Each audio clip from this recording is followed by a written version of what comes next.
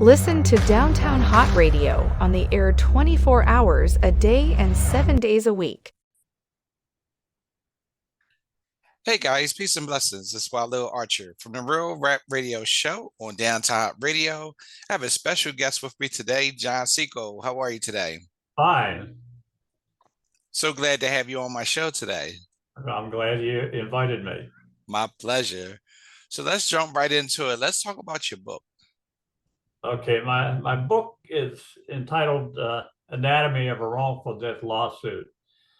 It details my 4-year journey through the halls of justice, seeking redress from a healthcare provider whose medical malpractice contributed to my wife's death. And so what I try to get across to people is, this is probably one of the only books ever written that takes you from a medical malpractice inception to conclusion. And I can describe what happened, which might will give you a little highlights of what gets into the book. The whole situation started when my wife was discharged from the emergency room after falling, and they discharged her with a broken leg because the x-rays did not pick up a stable fracture to her tibia.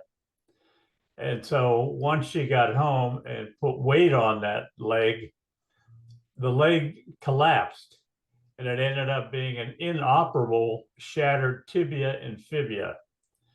And the only corrective measure was let the bone to grow back together again, a 16 to 18 week process. So what they did at this point is they put her into a brace and they transferred her to a rehab facility. And immediately after arriving at the rehab facility, they inserted a catheter. Now, the medical profession and Medicare right off the bat says you do not insert a catheter unless medical necessity says you have to. And if you do, you remove it as soon as possible. And you also let the patient or the representative know of the dangers that and the risk that goes with a catheter. Because it is the greatest cause of urinary tract infections. And as expected, 5 days after they inserted it, she came down with a urinary tract infection. And it kept getting worse. It got to the point where the nursing home said that, okay, it's drug resistant. But they still left a catheter in, even though they're trying to treat a urinary tract infection. So at this point, I took her down to her urologist. And the first thing he said is, what's she doing with the catheter? She has no business having a catheter in. And the reason the catheter was inserted is to relieve the workload on the aides so they don't have to change her diapers or help her to the bathroom.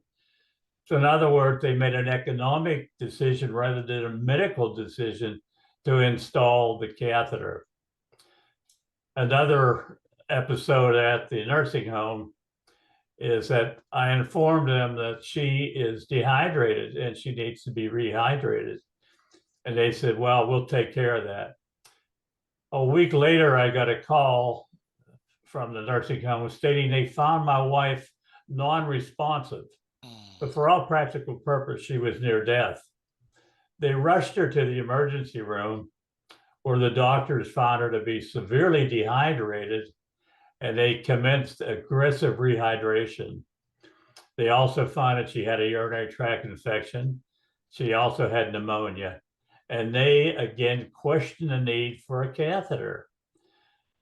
So after being in the hospital for 4 days, and they rehydrated her, and she was ready to be sent back to the nursing home who had sent her there. And they said they had no beds for her, even though they just released her. And looking at census reports showed that there were 4 beds available. But this is what AARP refers to as patient dumping. because she had used up her 60 days of Medicare paid physical therapy. She's of no value to them. So it's best to get her out of the home and to bring in another resident who still has the 60 days. So once again, an economic decision was made rather than a medical decision. I did find her another nursing home. And as soon as she got to the nursing home, they immediately removed the catheter. It had been in for 83 days. Now remember, Medicare says that if you put a catheter in, you will relieve that thing as soon as absolutely possible because of the dangers of urinary tract infections. So now I decided at this point, I have two possible medical malpractice suits, one against the hospital and one against the nursing home.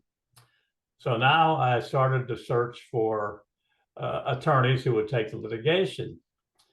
And the first one I called is the one who advertises on television every hour that we're for the people and we are the largest personal injury firm in the country.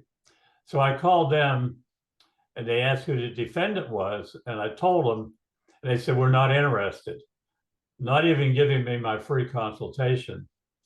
And I called a number of other law firms and they all gave me the same answer. We're not interested. And the reason they're not interested, I can summarize in 4 words. It's Florida's sovereign immunity statutes. And to give you an example, if you should go to the hospital to have your left kidney removed and by accident or by mistake, they remove your right kidney and you die, the maximum exposure under the law is $200,000. And to make it even harder to find an attorney to take your case, the statutes state that you cannot the lawyer cannot receive over a 25% contingency. And there's no law firm that's going to take and spend 4 years on a case like this with such a little return on investment. An example, I wrote an op-ed for the newspaper trying to expose sovereign immunity, which they declined to publish. But in there, I quoted an article out of the Wall Street Journal about a jury in St. Louis who awarded $750,000 for the wrongful death of a dog, which was shot by a SWAT team when they made a raid. So St. Louis places a $750,000 value on a dog, and the Florida legislature places a $200,000 value on a human life. Eventually, I did find a law firm that would take it. They were 200 miles away. And the only way they would take it is if they received a 40% contingency rather than 25%. And to justify that, they would go to the courts and tell them, well, he couldn't find a law firm that would take 25%. So we were asking 40%. And that would have to be agreed to by the courts. So then we decided that the case against the hospital was too subjective. I mean, whether they should have seen the stable fracture or not is questionable. But the lawsuit against the nursing home was cut and dry, and it was a slam dunk because we had the Medicare directive, which is CMS 20038, which states that you do not use a catheter and you remove it as soon as possible. So they violated that. So we did have a case there. And there's another company that Medicare retains, and they are to investigate quality of care complaints. And so I figured here's some good backing that if I send all the information to them, that they will also be able to substantiate my claim of medical malpractice. So I wrote long dissertations and included all of the medical reports and everything, and I sent them to them. And 6 months later, they came back and they said that everything that the nursing home did was standard practice. And I couldn't understand this. And I looked at their goal, and they're saying that basically they will only take the word of the defendant or the hospital and not the word of the complainant. So how could they be an unbiased reviewer of my words and my information when they say that they will not use mine, that they will only use the word of the hospital, and it's not up to them to determine what the hospital telling them is true or not. Well, this pissed me off to the point where I found out who, we'll call them K, who they reported to, and it's the Department of Health and Human Services. So I went right to the top. I went to the Health and Human Services and says, how can you possibly be saying that you're giving an unbiased opinion of a medical malpractice when you have a directive which states that you will not use my information? And I finally said, okay, he said, okay, send me a list of your complaints and I'll forward them on to K. Well, shortly thereafter, I got a letter from K, or a phone call, saying that we'd like to do a Zoom conference and would I object to it being recorded for training purposes, because nobody has ever questioned that. So then I had a 2-hour meeting with their director of Health and Human Services. And basically, it was her job to say that, fine, what K did when their investigation was right. And the only thing I got them to admit to is the fact that there is no records anywhere that a bladder scan was taken. And a bladder scan is the only way that you can determine whether a catheter is necessary. It would show whether there are urine retention. And by never taking a bladder scan, we fall back on the basis that the catheter was installed not for medical purposes, but for economic purposes, to relieve the workload on an understaffed aides. So the only thing I did get him to admit that no, there is no record anywhere that there was a bladder scan taken. So the next thing, my wife started coming down with more and more UTIs. In the last 2 years of life, she had 25 UTIs, 12 of them put her in the hospital. Any woman who is listening to this, the average woman in a year in her lifetime may have 3 urinary tract infections in a lifetime. And only a woman knows the pain that goes with one. So she had 12 that put her in the hospital. The final one put her into the nursing home. And in the nursing home, I mean, she just got so bad, they transferred her to the hospital. And she was transferred from the hospital to hospice with 5th stage kidney failure. And there, after excellent care, after 10 days, she died in hospice. So shortly after she died, hospice returned her wedding rings to me. And so at that point, it was a $4,700 three-quarter carat diamond. I sent it off to New York to have them go to a diamond auction. And they sent it back to me. They said, it's a fake. I said, what? They said, yeah, it's a fake. It's a $20 imitation diamond. What had happened in the last nursing home she was in, they would remove her rings and such to bathe her. And so one of those incidents, they removed the diamond ring and replaced it with a $25 or $20 imitation, knowing that a dying 82-year-old woman would not know the difference. So somewhere there's a $4,700 ring, either in a pawn shop or on somebody's finger. So now we had a cut and dry medical malpractice suit. But what people don't know is when a plaintiff dies, the advantage goes from the plaintiff to the defendant. I now have to prove without a shadow of a doubt that the medical malpractice is what killed her. And short of an autopsy, it's a fact I can't do. In other words, our case goes down the drain at that point. And the defendant's lawyer knows this. And at that point, they could have just made an offer and say, okay, let's settle this. And we could have ended it after 2 years. But the problem is the defendant's attorney is on a retainer and is getting $25 to $125 an hour. So for him to settle a case in 2 years that he can slow walk to 4 years would be like killing the goose that was laying his golden egg.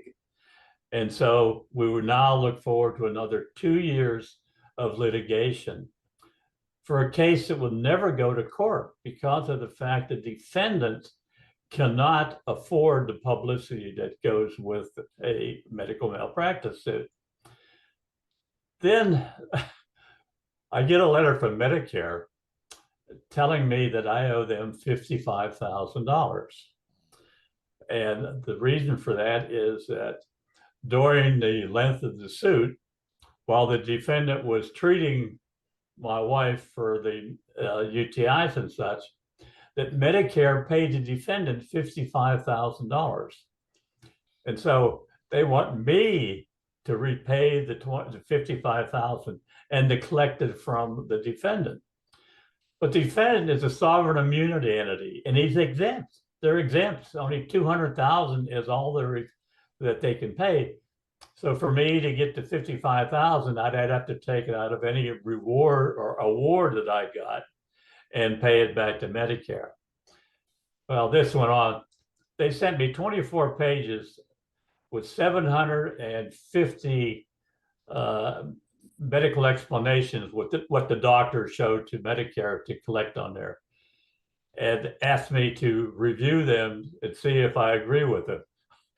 So 2 months of reviewing Medicare charges, I finally got them to understand that in a normal case, that when I sue, that the part of the award would be I would sue for the $55,000 that Medicare wanted. But in this case, I can't because of sovereign immunity. And after months and months of letter writing, they finally agreed with me and they waived the $55,000. The first time they've ever done that before an award was made. So then from there on, we now start going into the lawsuit. And this is a case that'll never go to court, but yet they submitted 99 documents, 396 pages to the court. And every time that a defendant submits either a denying or this or that the plaintiff has to answer them. So while the defendant's attorney is making $125 an hour to file all of these motions, my attorney, who is locked into a 25% contingency, has to answer every one of them. So this is the purpose of basically of the legislature, is to make it so difficult to file a medical malpractice suit that nobody will take it. So a lot of valid medical malpractice cases go unlitigated because no lawyer will take the case. And what the legislature said, well, fine, boy, we're doing this and we'll get a lot of doctors come back into the state of Florida. But the problem is the doctors that come back are the bad doctors, because they know that if they come back to Florida, they're only going to be subject to a $200,000 maximum liability if they're under sovereign immunity. So now to the point, like I say, this case would never go to court. So it has to be settled in mediation. And mediation is, where the two parties get together and come up with supposedly a satisfactory settlement. The mediation is the mediator is another one who's paid $600 an hour with a 300-hour or a 3-hour minimum. And basically half of that cost is mine to share. So what we did, naturally, we start off saying we want $200,000 as our damage, and they respond with $1,000.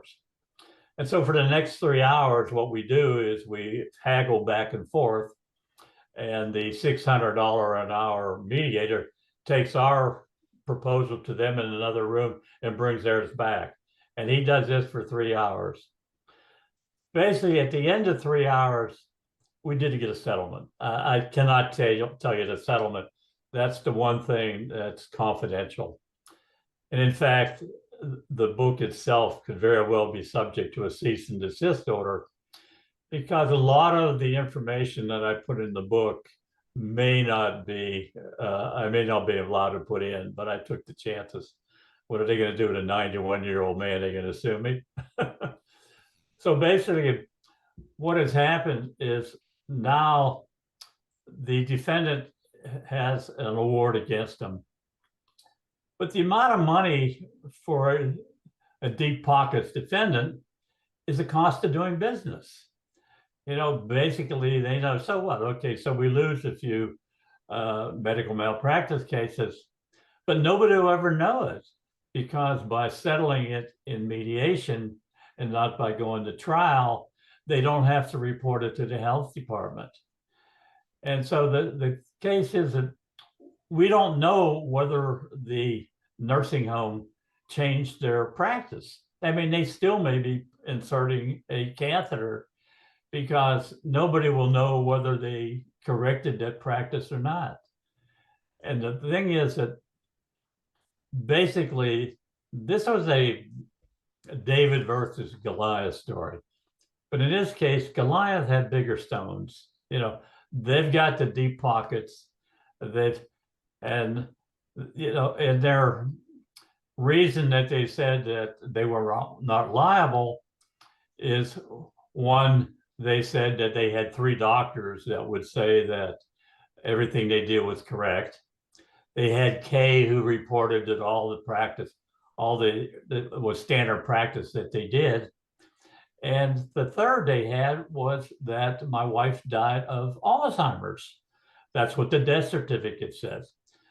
So one, I would question the first of the doctors. Fine, it might have been good to have the catheter, but this showed me that they did a bladder scan that shows that they had the medical equipment available to show that the catheter was necessary.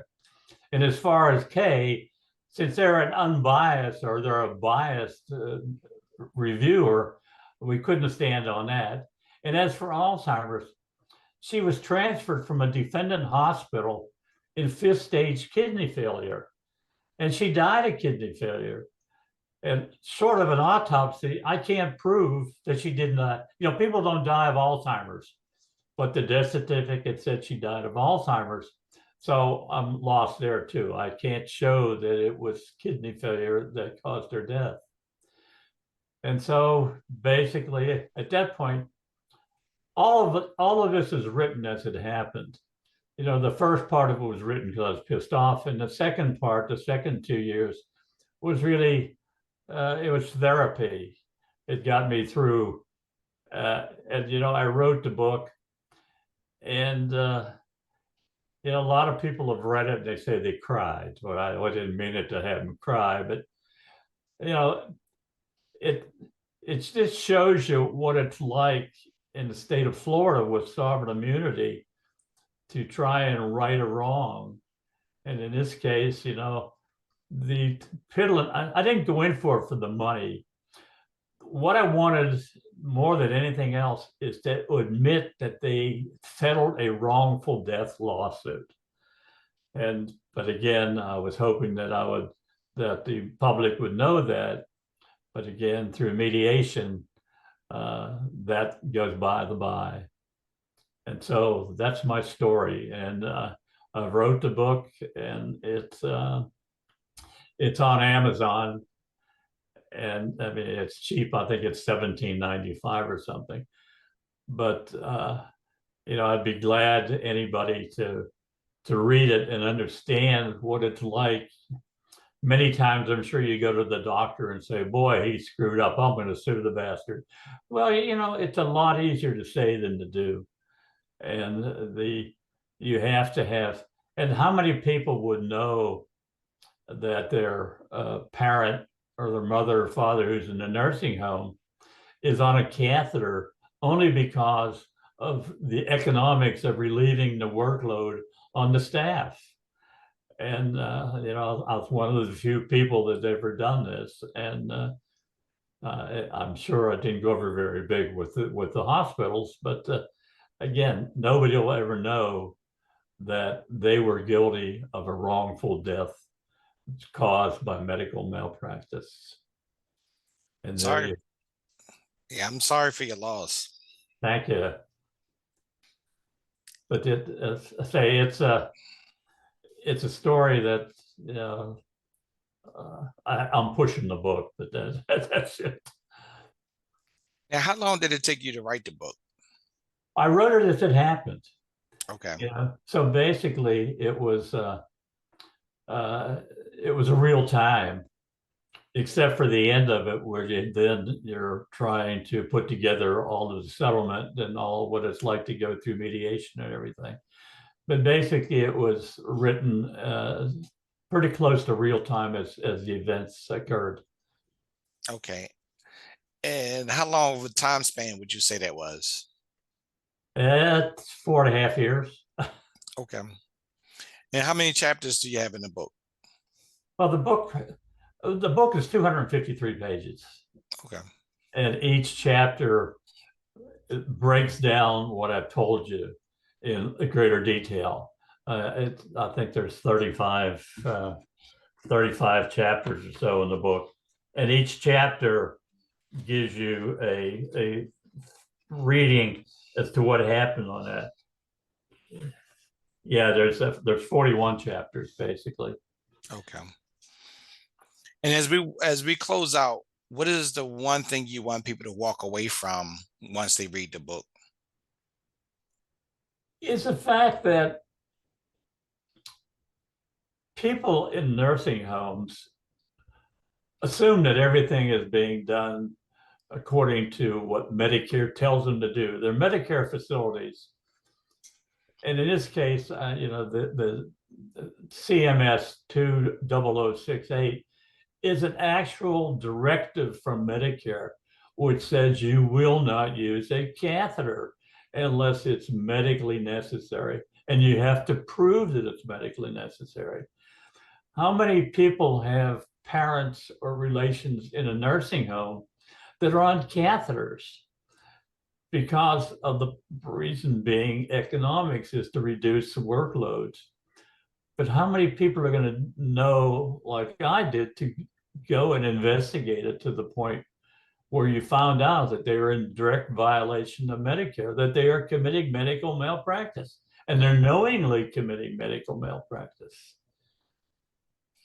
And as we go, where can they find you at on social media? And one more time, where can they purchase the book from? Amazon Books. It's Anatomy of a Wrongful Death Lawsuit, and it's $16.95. I mean, it's a cheap read. Let's put it that way. And there may be a lot in there that's a little bit more legal. I do have a law degree that I got through a mail order. I studied for 7 years at night and got it. So this is one thing that sort of pissed off my attorney, is the fact that it's like telling the doctor you have a WebMD so you know what's wrong with you. Well, I ask him questions that people don't normally ask, and that sort of upset him. Well, I'd like to thank you for taking the time today to do the interview. Well, thank you for having me. My pleasure. Thank you. You're welcome. So that's my time today. Listen to Downtown Hott Radio on the air 24 hours a day and 7 days a week. Tune in by downloading the Downtown Hott Radio's mobile app. Listen on our website, www.downtownhottradio.com.